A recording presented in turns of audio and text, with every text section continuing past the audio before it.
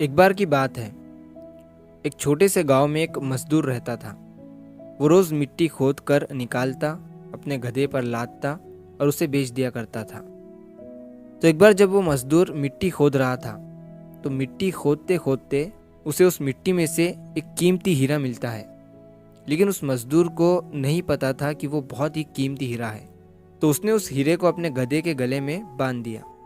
एक दिन जब वो गांव से अपने गधे को लेकर जा रहा था, तो एक सेठ जी थे उसी गांव के, जो उसी गांव में एक छोटी सी किराने की दुकान चलाते थे।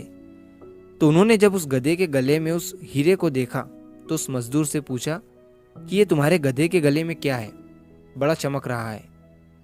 मजदूर ने कहा कि ये चमकीला पत्थर है, मुझे मिट्टी खोदते समय मिला था।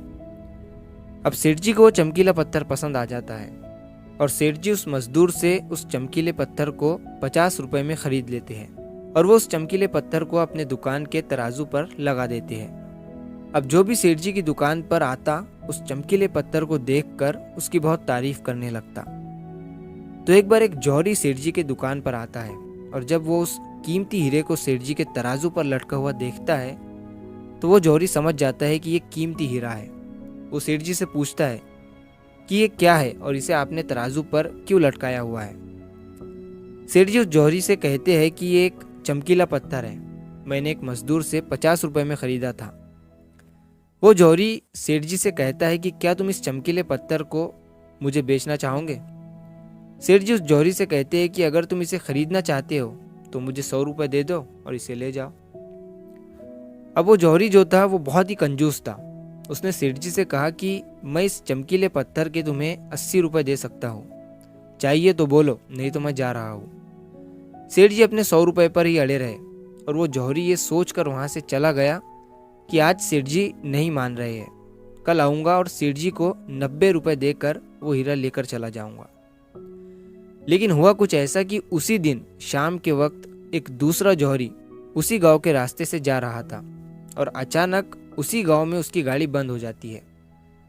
जब तक ड्राइवर गाड़ी को रिपेयर कर रहा होता है, वो जौहरी सेठ जी की दुकान पर कुछ लेने के लिए जाता है और जब वो उस हीरे को तराजू पर लटका हुआ देखता है, तो सेठ जी से उसे खरीदने के बारे में पूछता है। सेठ जी भी उसे वही कहते हैं कि 50 में लिया था, आपको 100 रुपए में दे दूंगा। वो जौहरी बहुत होशियार था, उसने एक सेकंड भी वेस्ट नहीं किया और तुरंत सेठ जी को 100 रुपए देकर वो हीरा लेकर वहां से चला गया। अब जब दूसरे दिन पहला जौहरी सेठ जी की दुकान पर आया और जब उसकी नज़र तराजू पर पड़ी, तो उसे वो हीरा वहां नहीं दिखा। उसने सेठ जी से पूछा कि वो चमकीला पत्थर कहाँ गया। सेठ जी ने कहा कि वो कल तुम्हारे जाने के बाद एक दूसरे साहब आए, उन्हें वो पसंद आ गया और उन्होंने 100 रुपए देकर मुझसे वो खरीद लिया। अब ये सुनने के बाद उस जौहरी को बहुत पछतावा हुआ और उससे गुस्सा भी आया। तो उसने गुस्से में सेठ जी से कहा कि तुम कितने बड़े बेवकूफ़ हो, वो कोई चमकीला पत्थर नहीं था, बल्कि वो बेशकीमती हीरा था और तुमने उसे 100 रुपए में ही दे दिया। अब ये सुनने के बाद सेठ जी ने उस जौहरी से कहा कि साहब, ऐसा है कि मुझे तो पता नहीं था कि वो बेशकीमती हीरा है और आपको ये पता होने के बावजूद भी आप कल मुझसे 20 रुपए के लिए झिकझिक कर रहे थे। तो मुझसे बड़े बेवकूफ़ तो आप हैं, जिन्होंने 20 रुपए के लिए एक कीमती हीरा खो दिया। दोस्तों, इस कहानी से हमें 3 बहुत बड़ी सीखें मिलती है। पहली ये कि कंजूसी भी वहीं करो जहाँ पर उसकी ज़रूरत है। अगर हर जगह कंजूसी करोगे तो अच्छी चीज़ें भी अपने हाथों से गंवा दोगे। और दूसरी सीख इस कहानी से हमें ये मिलती है कि हाथ में आया हुआ मौका, अपॉर्चुनिटी हमें कभी भी गंवानी नहीं चाहिए।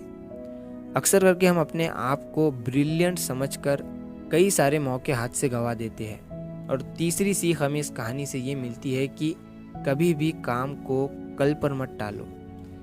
एक बहुत पुरानी कहावत है कि कल करे सो आज कर और आज करे सो अब। दोस्तों, सही समय कभी नहीं आता है, अभी जो है वही सही समय है। तो अगर आप इस कहानी को और भी लोगों तक पहुंचाना चाहते हो तो इस वीडियो को लाइक करो, ताकि YouTube इस वीडियो को और भी लोगों तक पहुंचाए। और अगर कहानी अच्छी लगी हो तो हमारे चैनल को सब्सक्राइब ज़रूर करिए। मिलता हूँ मैं अगली बार इसी तरह की कहानी के साथ। तो सब्र करो, शुक्र करो और ज़िंदगी में आगे बढ़ो।